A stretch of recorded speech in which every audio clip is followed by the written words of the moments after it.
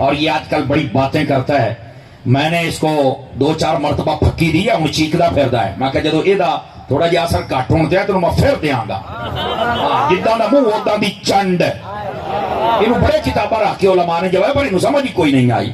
ٹھیک ہے, یہ 2-4 آئندے 76 بجے تے آپ سدھا ہو جانا ہے.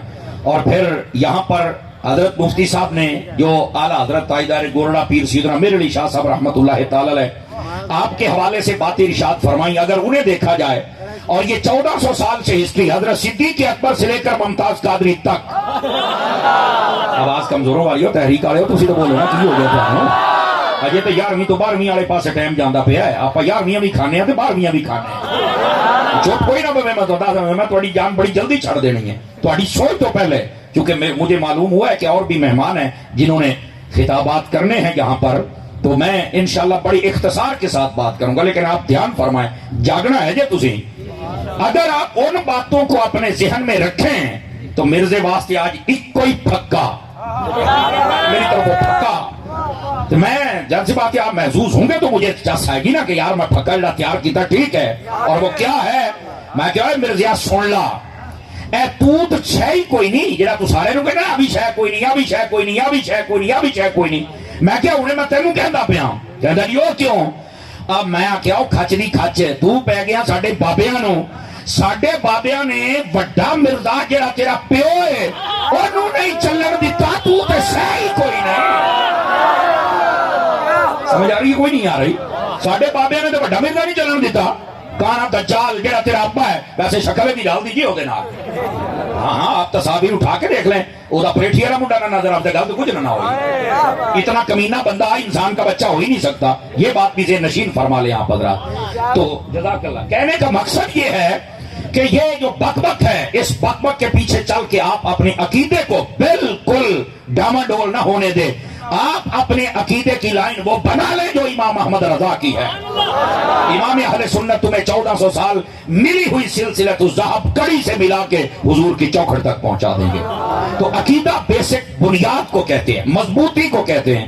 تو اہل سنت اب ہمارے اندر مضبوطی ہونی چاہیے نا. پہلی بات, یہ جو لفظ عقیدہ ہے نا, یہ عقد اور عقدہ سے ہے, اور اس کا معنی ہوتا ہے مضبوطی کے ساتھ کسی چیز کو باندھنا.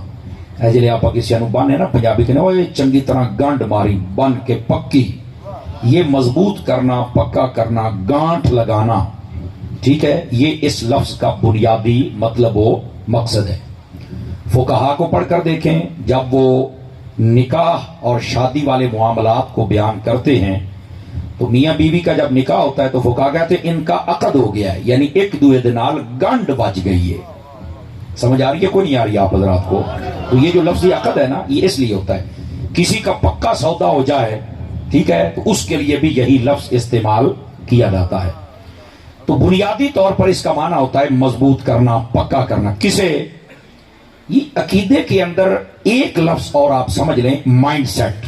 یہ آج کل 2-4 جماعتیں پڑھ جائیں نا تو کہتے ہیں مولوی شاید لفظ نہیں بولنے ہوندے, سارے ہوندے نے, لیکن میں نے آپ کے لیے کہا ہے نظریہ, ہماری سوچ کسی بھی چیز کے بارے میں جو ہم نے نظریہ بنایا ہے, ہم نے جو سوچ بنائی ہے, دلائل ہے نہیں وہ بات کی بات ہے, لیکن جو آپ کا نظریہ بن گیا ہے اسی کو عقیدہ کہتے ہیں.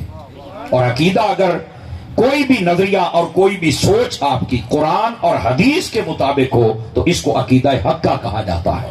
یاد رکھ لیجئے. اور پھر آپ کہیں گے عقیدہ اہل سنت پر کیا ہوتا ہے, تو اہل سنت یاد رکھ لیں یہ افراط و تفریط سے پاک لوگوں کا گروہ ہے, جن کے اندر افراط و تفریط نہیں ہے. یعنی یہ حد سے بڑھتے بھی نہیں ہیں اور یہ حد سے پیچھے بھی نہیں آتے. افراط و تفریط سے یہ بالکل پاک لوگ ہوتے ہیں.